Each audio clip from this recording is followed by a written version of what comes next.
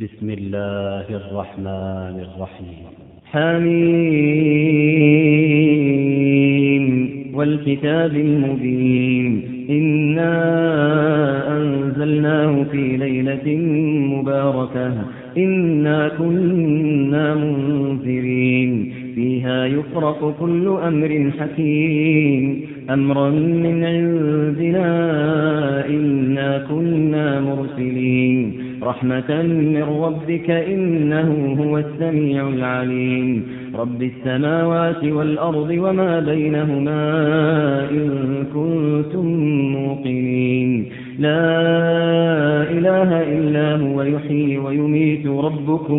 ربكم ورب آبائكم الأولين بل هم في شك يلعبون فارتقب يوم تأتي السماء بدخان مبين يغشى الناس هذا عذاب أليم ربنا اكشف عنا العذاب إنا مؤمنون أنى لهم الذكرى وقد جاءهم رسول مبين ثم تولوا عنه وقالوا معلم مجنون إنا كاشف العذاب قليلا إنكم عائدون يوم نبطش البطشة الكبرى إنا منتقمون ولقد فتنا قبلهم قوم فرعون وجاءهم رسول كريم أن أدوا إلي عباد الله إني لكم رسول أمين وأن لا تعلوا على الله إني آتيكم بسلطان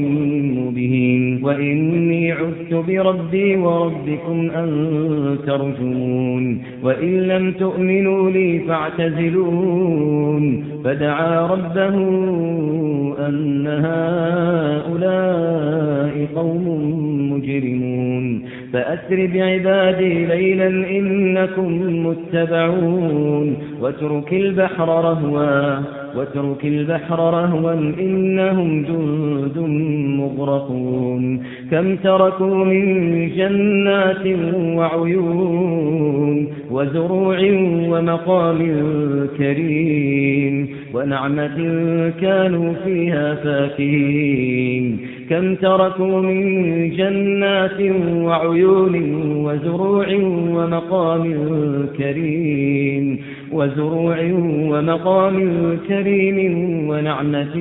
كانوا فيها فاكهين كذلك وأورثناها قوما آخرين فما بكت عليهم السماء والأرض وما كانوا منظرين ولقد نجينا بني إسرائيل من العذاب المهين من فرعون إنه كان عاليا من المسرفين ولقد اخترناهم على علم على العالمين وآتيناهم من الآيات ما فيه بلاء مبين إن هؤلاء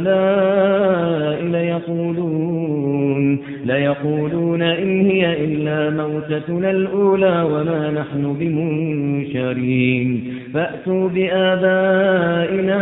إن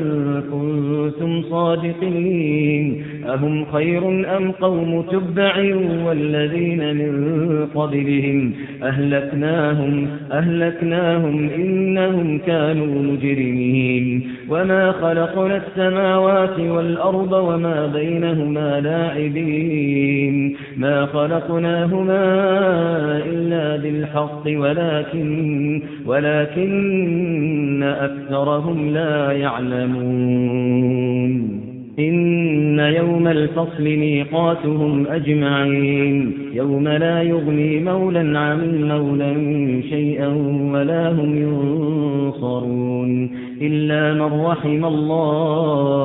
إلا من رحم الله إنه هو العزيز الرحيم إن شجرة الزقوم طعام الأثيم كالمهل يغلي في البطون كغلي الحميم خذوه فاعتلوه إلى سواء الجحيم ثم صبوا فوق رأسه من عذاب الحميم ذق إنك أنت العزيز الكريم إن هذا ما كنتم به تمترون إن المتقين في مقام أمين في جنات وعيون يلبسون من سندس وإستبرق متقابلين كذلك وزوجناهم